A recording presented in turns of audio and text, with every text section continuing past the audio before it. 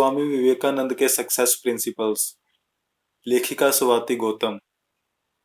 स्वामी विवेकानंद वेदांत के विख्यात और प्रभावशाली आध्यात्मिक गुरु थे। उनका वास्तविक नाम नरेंद्र नाथ दत्त था। उन्होंने अमेरिका स्थित शिकागो में आयोजित विश्व धर्म सम्मेलन में भारत की ओर से सनातन धर्म का प्रतिनिधित्व किया था। भारत का आध्यात्मिकता से परिपूर्ण वेदांत दर्शन अमेरिका और यूरोप के हर एक देश में स्वामी विवेकानंद की प्रकटता के कारण ही पहुंचा। उन्होंने रामकृष्ण मिशन की स्थापना की थी, जो आज भी अपना काम कर रहा है। उन्हें 2 मिनट का समय दिया गया था, लेकिन उन्हें प्रमुख रूप से उनके भाषण की शुरुआत मेरे अमेरिकी भाइयों एवं बहनों के साथ करने के लिए जाना जाता है। उनके संबोधन के इस प्रथम वाक्य ने सबका दिल जीत लिया था। नंबर 1, ज्ञान योग। ज्ञान योग ज्ञान और स्वयं की जानकारी प्राप्त करने को कहते हैं, अर्थात अपने और अपने परिवेश को अनुभव करने के माध्यम से समझना। मानव जाति के भाग्य निर्माण में जितनी शक्तियों ने योगदान दिया है और दे रही है, उन सब में धर्म के रूप में प्रकट होने वाली शक्ति से अधिक महत्वपूर्ण कोई नहीं है। सभी सामाजिक संगठनों के मूल में कहीं न कहीं यही अद्भुत शक्ति काम करती रही है तथा अब तक मानव की विविध इकाइयों को संगठित करने वाली सर्वश्रेष्ठ प्रेरणा इसी शक्ति से प्राप्त हुई है। हम सभी जानते हैं कि धार्मिक एकता का संबंध प्राय जातिगत, जलवायुगत तथा विषाणुगत एकता के संबंधों से भी दृढ़तर सिद्ध होता है। यह एक सर्वविदित तथ्य है कि एक ईश्वर को पूजने वाले तथा एक धर्म में विश्वास करने वाले लोग जिस दृढ़ता और शक्ति से एक दूसरे का साथ देते हैं, वह एक ही वंश के लोगों की बात ही क्या, भाई भाई में देखने को नहीं मिलता। धर्म की प्रादुर्भाव को समझने के लिए अनेक प्रयास किए गए हैं। अब तक हमें जितने प्राचीन धर्मों का ज्ञान है, वे सब एक ही दावा करते हैं कि वह सभी अलौकिक हैं, मानो उनका उद्भव मानव मस्तिष्क से नहीं बल्कि उस स्रोतों से हुआ है जो उसके बाहर है। आधुनिक विज्ञान 2 सिद्धांतों के बारे में कुछ अंश तक सहमत है। एक है धर्म का आत्ममूलक सिद्धांत और दूसरा असीम की धारणा का विकास मूलक सिद्धांत। पहले सिद्धांत के अनुसार पूर्वजों की पूजा से ही धार्मिक भावना का विकास हुआ। मनुष्य अपने दिवंगत संबंधियों की स्मृति संजीव रखना चाहता है और सोचता है कि यद्यपि उनके शरीर नष्ट हो चुके, फिर भी वे जीवित हैं। इसी विश्वास पर उनके लिए खाद्य पदार्थ रखना तथा एक अर्थ में उनकी पूजा करना चाहता है। मनुष्य की इसी भावना से धर्म का विकास हुआ। मिस्र, बेबीलोन, चीन तथा अमेरिका आदि के प्राचीन धर्मों के अध्ययन से ऐसे स्पष्ट चिन्हों का पता चलता है जिनके आधार पर कहा जा सकता है कि पितृ पूजा से ही धर्म का आविर्भाव हुआ है। प्राचीन मिस्र वासियों की आत्मा संबंधी धारणा द्वितत्व मूलक थी। उनका विश्वास था कि प्रत्येक मानव शरीर के भीतर एक और जीव रहता है जो शरीर के ही समरूप होता है और मनुष्य के मर जाने पर भी उसका यह प्रतिरूप शरीर जीवित रहता है। किंतु यह प्रतिरूप शरीर तभी तक जीवित रहता है जब तक मृत शरीर सुरक्षित रहता है। इसी कारण हम मिस्र वासियों में मृत शरीर को सुरक्षित रखने की प्रथा पाते हैं और इसी के लिए उन्होंने विशाल पिरामिडों का निर्माण किया जिसमें मृत शरीर को सुरक्षित ढंग से रखा जा सके।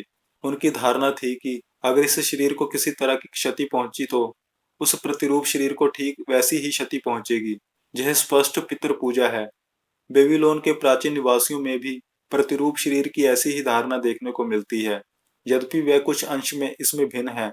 वह मानते हैं कि प्रतिरूप शरीर में स्नेह का भाव नहीं रह जाता। उसकी प्रेतात्मा भोजन और पेय तथा अन्य सहयाताओं के लिए जीवित लोगों को आतंकित करती है। अपने बच्चों तथा पत्नी के लिए उसमें कोई प्रेम नहीं रहता। प्राचीन हिंदुओं में भी इस पितृ पूजा के उदाहरण देखने को मिलते हैं। चीन के संबंध में भी ऐसा कहा जा सकता है कि उनके धर्म का आधार पितृ पूजा ही है और यह अब भी समस्त देश के कोने कोने में परिव्याप्त है। वस्तुतः चीन में यदि कोई धर्म प्रचलित माना जा सकता है तो वह केवल यही है। इस तरह ऐसा प्रतीत होता है कि धर्म को पितृ पूजा से विकसित मानने वालों का आधार काफी समृद्ध है। किंतु कुछ ऐसे भी विद्वान हैं जो प्राचीन आर्य साहित्य के आधार पर सिद्ध करते हैं कि धर्म का आविर्भाव प्रकृति की पूजा से हुआ। हालांकि भारत में पितृ पूजा के उदाहरण सर्वत्र ही देखने को मिलते हैं, फिर भी ग्रंथों में इसकी कंचित चर्चा भी नहीं मिलती। आर्य जाति के सबसे प्राचीन ग्रंथ ऋग्वेद संहिता में इसका कोई उल्लेख नहीं है। आधुनिक विद्वान उसमें प्रकृति पूजा के ही चिन्ह पाते हैं, जो प्रस्तुत दृश्य के परे है। उसकी एक झांकी पाने के लिए मानव मन आकुल प्रतीत होता है। उषा, संध्या, चक्रवात, प्रकृति की विशाल और विराट शक्तियां, उसका सौंदर्य, इन सब ने मानव मन के ऊपर ऐसा प्रभाव डाला है कि वह इन सब के परे जाने की और उन सब को समझने की आकांक्षा करने लगा। इस प्रयास में मनुष्य ने इन दृश्यों में आत्मा व शरीर की प्रतिष्ठा की। उसने व्यक्ति के गुणों का आरोहण करना शुरू किया, जो कभी सुंदर और कभी इंद्रियातीत होते थे। आधुनिक विद्वानों में से कुछ इस अंश तक सहमत हैं कि धर्म का अंत मूल सिद्धांत प्रकृति शक्तियों को व्यक्तिगत रूप से रूप स्वरूप देने से धर्म प्रारंभ हुआ। मनुष्य अपने दिव्यज्ञान संबंधियों की स्मृति संजीव रखना चाहता है। इसी विश्वास पर उसके लिए खाद्य पदार्थ रखना एक अर्थ में उनकी पूजा करना चाहता है। इसी से धर्म का विकास हुआ। यह धर्म का वास्तविक बीज है। एक और मनुष्य अपने पितरों की आत्मा की खोज करता है, मृतकों की प्रेत आत्माओं को ढूंढता है। शरीर का विनाश हो जाने पर भी वह जानना चाहता है कि उसके बाद क्या होता है। दूसरी ओर मनुष्य प्रकृति के विशाल दृश्यों के पीछे काम करने वाली शक्ति को समझना चाहता है। इन दोनों ही स्थितियों में इतना तो निश्चित है कि मनुष्य इंद्रियों की सीमा से बाहर जाना चाहता है। वह इंद्रियों से संतुष्ट नहीं है, वह उससे परे जाना चाहता है। जब हम सपने देख रहे होते हैं तो शरीर कोई प्रतिक्रिया नहीं करता, लेकिन फिर भी क्रियाएं चलती रहती है। तो हमेशा निष्कर्ष निकालते हैं कि मृत्यु हो जाने पर भी सभी चीजें चलती रहती है। हम में से किसी ने आदर्शपूर्ण मानव को नहीं देखा, फिर भी उस आदर्श में विश्वास किए बिना हम आगे नहीं बढ़ सकते। हम सतत उस आदर्श तक अपने को उठाने का प्रयास कर रहे हैं। प्रत्येक मनुष्य के सामने, वह जो भी हो, जहां भी हो, एक अपरिमित शक्ति वाला आदर्श रहता है। प्रत्येक मनुष्य के सामने सुख का प्रतीक कोई आदर्श रहता है। धर्म ठोस तथ्यों व सत्यों को पाने के अतिरिक्त, मिलने वाली संभावना के अतिरिक्त, एक विशुद्ध विज्ञान और एक अध्ययन के रूप में वह मानव मन के लिए सर्वोच्च उत्कृष्ट और स्वस्थ व्यायाम है। असीम की खोज करना, असीम को पाने के लिए उद्यम करना, भौतिक द्रव्यों की सीमाओं से परे जाकर एक आध्यात्मिक मानव के रूप में विकसित होना, इन सारी चीजों के लिए दिन रात जो प्रयत्न किया जाता है, वह अपने आप में मनुष्य के सभी प्रयत्नों में परम गौरवशाली है। भविष्य के धार्मिक आदर्शों को संपूर्ण जगत में जो कुछ भी सुंदर और महत्वपूर्ण है, उन सबों को समेट कर चलना पड़ेगा। साथ ही भाव विकास के लिए अनंत क्षेत्र प्रदान करना पड़ेगा। अतीत में जो कुछ भी सुंदर हो रहा है, उसे जीवित रखना होगा। साथ ही वर्तमान के भंडार को और भी समृद्ध बनाने के लिए भविष्य का विकास द्वार खोलना होगा। धर्म को ग्रहणशील होना चाहिए और ईश्वर संबंधी अपने आदर्शों में विभिन्नताओं के कारण एक दूसरे का तिरस्कार नहीं करना चाहिए। बहुत से लोग ऐसे हुए जो ईश्वर में विश्वास नहीं करते थे, किंतु वे लोग ईश्वर को हमारी अपेक्षा अधिक अच्छे से समझते थे। जब हम इतने उदार बन जाएंगे, तब उसकी कल्याणकारी शक्ति 100 गुना अधिक हो जाएगी। धर्म में अद्भुत शक्ति है, पर उनकी संकीर्णता के कारण इससे कल्याण की अपेक्षा अधिक हानि हुई है। आवश्यकता है कि धर्म परस्पर बंधुता का भाव रखे, क्योंकि अगर उन्हें जीना है तो साथ साथ और मरना है तो साथ साथ। बंधुत्व की भावना पारस्परिक स्नेह व आदर पर आधारित होनी चाहिए। इस समाज को साथ लाने के लिए दोनों को ही आदान प्रदान करना पड़ेगा, त्याग करना पड़ेगा। यही नहीं, कुछ दुखद बातों को भी सहन करना पड़ेगा। इस त्याग के परिणाम स्वरूप प्रत्येक व्यक्ति और भी निखर उठेगा तथा सत्य के साधन में अपने को और भी आगे पाएगा। नंबर 2, कर्म योग। कर्म शब्द क्रू धातु से निकला है। क्रू धातु का अर्थ है करना। जो कुछ किया जाता है वही कर्म है। कर्म योग में कर्म शब्द से हमारा अर्थ कार्य से है। ज्ञान मनुष्य का अंतिम लक्ष्य है, जहाँ सुख और आनंद का अंत हो जाता है। यह मान लेना कि सुख ही चरम लक्ष्य है, मनुष्य की भारी भूल है। संसार में शब्दों का मूल यही बैठता है कि कोई भी ज्ञान बाहर से नहीं आता, सब अंदर ही है। हम जो कहते हैं कि वह उसे जानता है, उसे ठीक ठाक मनोविज्ञान भाषा में व्यक्त करने पर हमें कहना चाहिए कि वह आविष्कार करता है। मनुष्य सीखता है, जो वास्तव में आविष्कार करना ही है। आविष्कार का अर्थ है मनुष्य का अपने अनंत ज्ञान स्वरूप आत्मा के ऊपर से आवरण को हटाना। हम कहते हैं कि न्यूटन ने गुरुत्वाकर्षण का आविष्कार किया, तो क्या आविष्कार कहीं कोने पर बैठा हुआ उनकी प्रतीक्षा कर रहा था? नहीं, उसके मन में ही था। पर समय आया तो उसने ढूंढ निकाला। सेब का गिरना न्यूटन के लिए उद्दीपक कारण स्वरूप हुआ और उसने अपने मन का अध्ययन किया। उसने अपने मन में पूर्व से स्थित भाव श्रृंखला की कड़ियों को एक बार फिर से व्यवस्थित किया और उसमें से एक नई कड़ी का आविष्कार किया। उसी को हम गुरुत्वाकर्षण का नियम कहते हैं। यह ना तो सेब में था, ना ही पृथ्वी के केंद्र में। जब तक कोई भी मनुष्य किसी वस्तु का उपार्जन ना करे, तब तक वह उसे प्राप्त नहीं हो सकती। संभव है कभी कभी हम उस बात को ना माने, परंतु आगे चलकर हमें उसका दृढ़ विश्वास हो जाता है। एक मनुष्य चाहे जीवन में धनी होने के लिए एड़ी चोटी का पसीना एक करता रहे, हजारों मनुष्यों को धोखा दे, परंतु अंत में वह देखता है कि वह संपत्तिशाली होने का अधिकारी नहीं था, तब जीवन उसके लिए दुखमय और दुभर होता है। अपने भौतिक सुखों के लिए भले ही हम विभिन्न चीजों को इकट्ठा करते जाएं, परंतु वास्तव में जिसका उपार्जन हम अपने कार्यों द्वारा करते हैं वही हमारा होता है। सब कुछ इच्छा शक्ति पर निर्भर है। चरित्र गठन भी हम देखते हैं कि संसार में यंत्र, नगर, जहाज सब कुछ इच्छा शक्ति के विकास का कारण है। जितने भी महापुरुष हुए सब इच्छा शक्ति से हुए और वे कर्मों में धुरंधर थे। ईसा मसीह के पिता जोसेफ बढ़ई थे। असंख्य बढ़ई होते हैं। गौतम बुद्ध के पिता एक छोटे से राज्य के राजा थे। इससे यह सिद्ध होता है कि आनुवंशिक शक्ति संचार नहीं होता।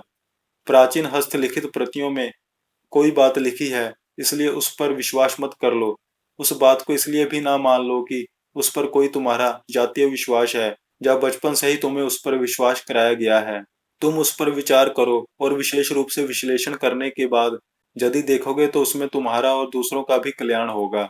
तभी उस पर विश्वास करो और अपना कर्म करो।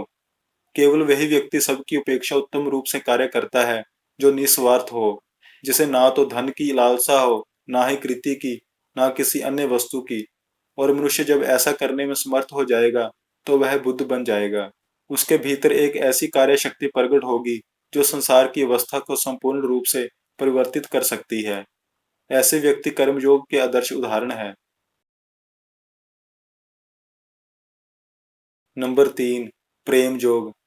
विवेकानंद कहते हैं कि जिस पल मुझे यह ज्ञात हो गया कि हर मानव के हृदय में भगवान है, तभी से मैं अपने सामने आने वाले हर व्यक्ति में ईश्वर की छवि देखने लगा हूँ। और उसी पल में हर बंधन से छूट गया।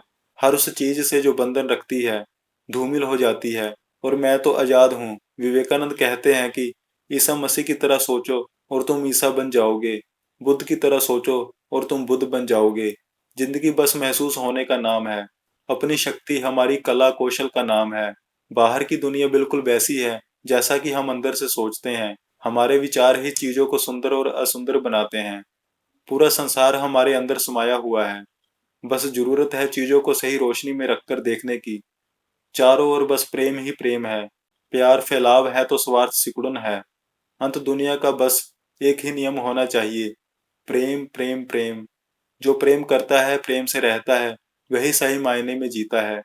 जो स्वार्थ में जीता है वह मर रहा है। इसलिए प्यार पाने के लिए प्यार करो, क्योंकि यही जिंदगी का नियम है। इस दुनिया की हर चीज बहुत अच्छी है, पवित्र और सुंदर है। अगर आपको कुछ बुरा दिखाई देता है तो इसका अर्थ यह नहीं कि वह बुरा है। इसका अर्थ यह है कि आपने उसे सही रोशनी में नहीं देखा। तुम्हें अंदर से सीखना है सब कुछ। आपको कोई नहीं पढ़ सकता, कोई आध्यात्मिक नहीं बन सकता। अगर ये कोई सिखा सकता है तो वह केवल आपकी आत्मा है। प्रत्येक सफल मनुष्य के स्वभाव में कहीं ना कहीं एक विशाल ईमानदारी व सच्चाई छिपी रहती है और उसी के कारण उसे जीवन में इतनी सफलता मिलती है। जो संपूर्ण रूप से निस्वार्थहीन होता है उसकी सफलता वैसी ही महान होती है जैसे महान लोगों की। आवश्यकता है केवल प्रेम, निष्कपटता और धैर्य की। जीवन का अर्थ ही वृद्धि अर्थात विस्तार जानी प्रेम है। इसलिए प्रेम ही जीवन है। यही जीवन का एकमात्र गति नियामक है। मैं अपने ईश्वर से, अपने धर्म से, अपने देश से, सर्वोपरि जो मेरे निर्धन भिक्षुक है उनसे प्रेम करता हूँ। जो दरिद्र है, अशिक्षित है, दलित है, उनसे मैं प्रेम करता हूँ। उनके लिए मेरा मन द्रवित होता है। कितनी आंतरिकता से ऐसा होता है यह भगवान ही जानते हैं। मानवीय सम्मान की मैं तनिक भी परवाह नहीं करता। प्रेमियों के लिए यह दुनिया प्रेम से भरी है। द्वेष करने वालों के लिए द्वेष से। झगड़ने वाले केवल लड़ाई ही देखते हैं। शांत व्यक्ति केवल शांति देखते हैं। शिकागो में विश्व धर्म सम्मेलन में व्याख्यान के बाद स्वामी विवेकानंद रातों रात प्रसिद्ध हो गए थे। अनेक धर्मावलंबी लोग उनके मित्र बन गए। वे किसी के यहाँ अतिथि थे। एक दिन उनके कुछ मित्र उनसे मिलने आए। उन्होंने अनेक विषयों पर उनसे प्रश्न पूछे। आधी रात को वे सभी लौट गए। उनके जाने के बाद स्वामी जी ने अपनी पगड़ी उतारी और उसे सिराहना बनाकर फर्श पर सो गए। पास ही आरामदायक पलंग पर मुलायम और कीमती बिछौना बिछा था, लेकिन वह पूरी रात खाली पड़ा रहा। सुबह उस घर का स्वामी, जो उनका मित्र भी था, उन्हें जगाने आया तो चौंक पड़ा। स्वामी जी, आप नीचे फर्श पर क्यों सोए हैं? क्या बात है? विवेकानंद जी ने जवाब दिया, मेरे हजारों हजार बहन और भाई भारत में गलियों में खुले आसमान के नीचे सोते हैं। इसलिए मैं कैसे इस आरामदायक बिछौने पर सो सकता हूँ? नहीं, कदापि नहीं। जब तक मैं उनके लिए कुछ कर ना दूं, तब तक नहीं। यह मेरा आवश्यक कर्तव्य है कि गरीबों और जरूरतमंदों में विद्वान ईश्वर की सेवा करूं। अंत जीवन आराम के लिए नहीं है। निस्वार्थ सेवा, समर्पित जीवन, सेवा और प्रेम ही मेरा लक्ष्य है। नंबर 4, भक्ति योग। भक्ति योग उचित और प्रेम का विज्ञान है। वह हमें दर्शाता है कि हम प्रेम को ठीक रास्ते से कैसे लगाएं, कैसे उसे वश में लाएं, उसका सदव्यवहार किस प्रकार का करें, किस प्रकार एक नए मार्ग की ओर उसे मोड़ दें, और फिर श्रेष्ठ व महानतम फल अर्थात जीवन मुक्त अवस्था किस प्रकार प्राप्त करें।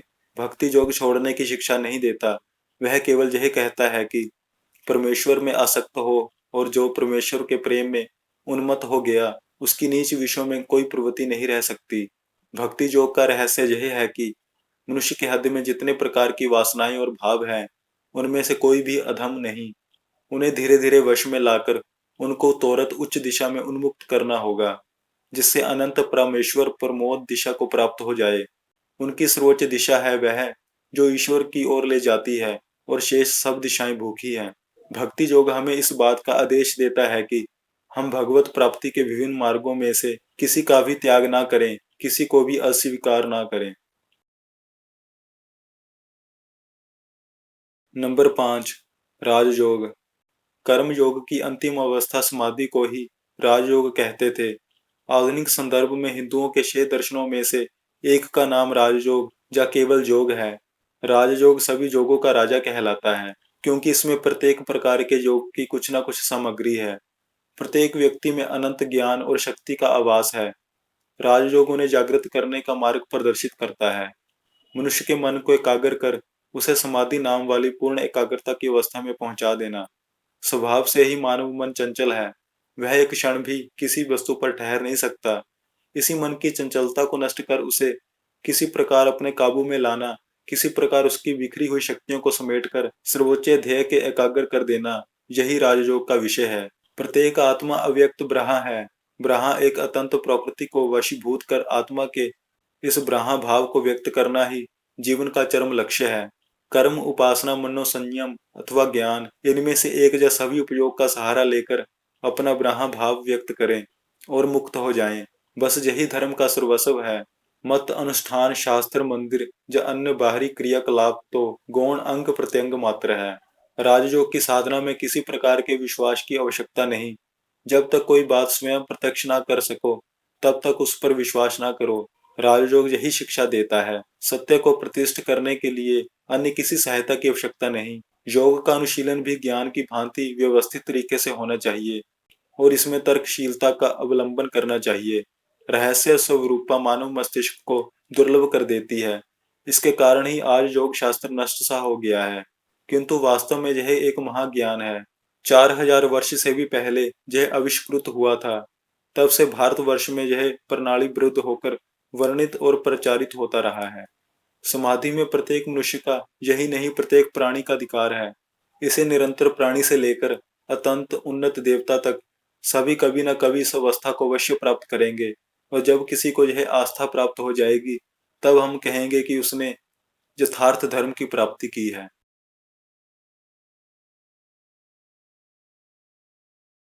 नंबर 6, एकाग्रता। एकाग्रता समस्त ज्ञान का सार है। उसके बिना कुछ भी नहीं किया जा सकता। साधारण मनुष्य अपनी विचार शक्ति का 90% अंश व्यर्थ कर देता है, और इसलिए वह निरंतर भारी भूलें करता रहता है। प्रशिक्षित मनुष्य अथवा मन कभी कोई भूल नहीं करता। जब मन एकाग्र होता है और उसे पीछे मुड़कर स्वयं पर ही केंद्रित कर दिया जाता है, तो हमारे भीतर जो भी है वह हमारा स्वामी न रहकर हमारा दास बन जाता है। ज्ञान की प्राप्ति के लिए एकमात्र उपाय है एकाग्रता। रसायनज्ञ अपनी प्रयोगशाला में जाकर अपने मन की समस्त शक्तियों को केंद्रित करके जिन वस्तुओं का विश्लेषण करता है, उन पर प्रयोग करता है, और इस प्रकार उनके रहस्य जान लेता है।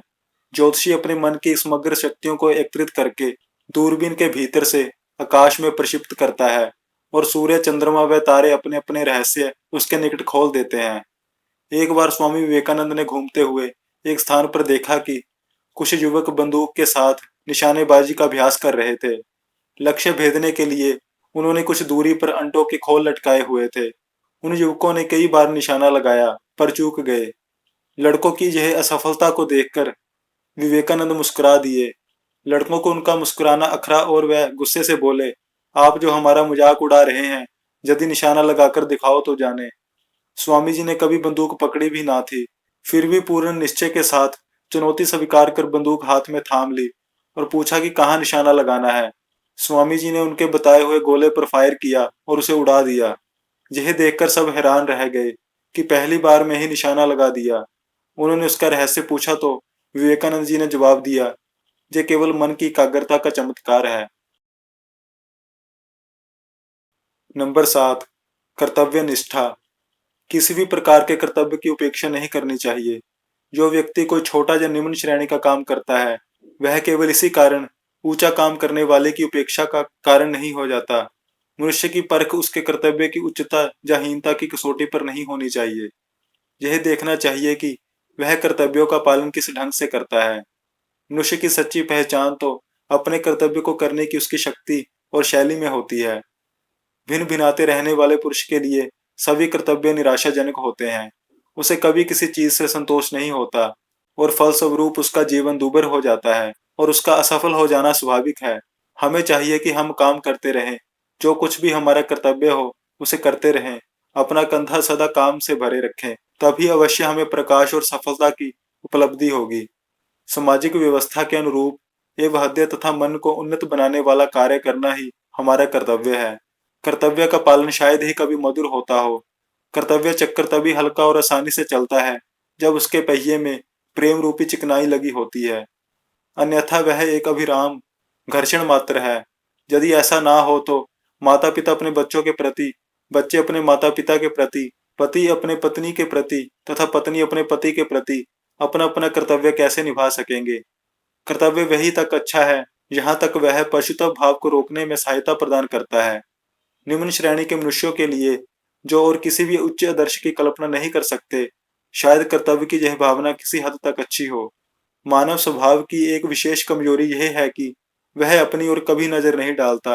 वह सोचता है कि मैं राजा के सिंहासन पर बैठने योग्य हूँ। यदि मान लिया जाए वह है भी, तो सबसे पहले उसे देखना चाहिए कि वह अपनी वर्तमान स्थिति का कर्तव्य भली भांति निभा रहा है। नंबर 8, सभ्यता और सज्जनता। भगवा वस्त्रधारी स्वामी विवेकानंद अमेरिका के शिकागो शहर की एक सड़क पर जा रहे थे। उनकी वह वेशभूषा अमेरिका वासियों के लिए बहुत कौतूहल का विषय थी। पीछे आ रही एक अमेरिकन महिला ने अपने साथी पुरुष से कहा, जरा इन महाशय की इस अजीब पोशाक को तो देखो। स्वामी जी ने व्यंग सुना और थोड़ा से रुके और मुड़कर उस महिला से बोले, देवी, आपके देश में दर्जी सभ्यता के उत्पादन और कपड़े सज्जनता की कसौटी माने जाते हैं, पर जिस देश से मैं आया हूँ वहां कपड़ों से नहीं, मनुष्य के चरित्र से उसकी पहचान की जाती है। क्रोध एकमात्र उपाय नहीं है अपने विचार रखने का या अपना विरोध दिखाने का। हम सज्जनता और सभ्यता के साथ भी अपनी बात रखें तो सामने वाला न केवल लज्जित होता है बल्कि अपने अपराध के लिए क्षमा भी मांगता है। नंबर 9, धर्म प्रचारक। स्वामी विवेकानंद पहले व्यक्ति थे जिन्होंने पूरी दुनिया में सनातन धर्म का प्रचार किया। दुनिया भर के धार्मिक सम्मेलनों में हिस्सा लिया और विश्व धर्म सम्मेलन में अपनी छाप छोड़ी। उनका पहला भाषण अमेरिका में था। भीड़ के बीच में सार्वजनिक रूप से भाषण देने का उनका यह पहला अनुभव था। उनका दिल जोरों से धड़क भी रहा था। कई बार बुलाया जाने पर भी वे अपनी बारी स्थगित करते गए। आखिरकार वे उठे ही उन्हें उठना पड़ा।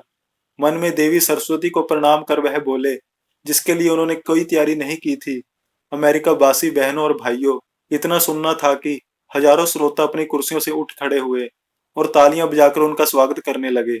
वह एकमात्र ऐसे वक्ता थे जिन्होंने औपचारिक शब्दों के स्थान पर आत्मीय शब्दों द्वारा संबोधन किया था। उन्होंने कहा, ईसाई को हिंदू या बौद्ध नहीं हो जाना चाहिए, ना हिंदू अथवा बौद्ध को ईसाई ही, पर प्रत्येक को चाहिए कि वह दूसरों के सार भाग को आत्मसात करके पुष्टि लाभ करे और अपने वैशिष्ट्य की रक्षा करते हुए अपने निजी वृद्धि के नियमों के अनुसार विकसित हो। शुद्धता, पवित्रता और ध्यान, दया एवं शीलता किसी संप्रदाय विशेष की नहीं होती। प्रत्येक धर्म ने श्रेष्ठ एवं उन्नत चरित्र नर नारियों को जन्म दिया है। अब इन प्रत्यक्ष प्रमाणों के बावजूद यदि कोई ऐसा सपना देखे कि अन्य सारे धर्म नष्ट हो जाएंगे और केवल उसका धर्म ही जीवित रहेगा, तो उस पर दया करनी चाहिए।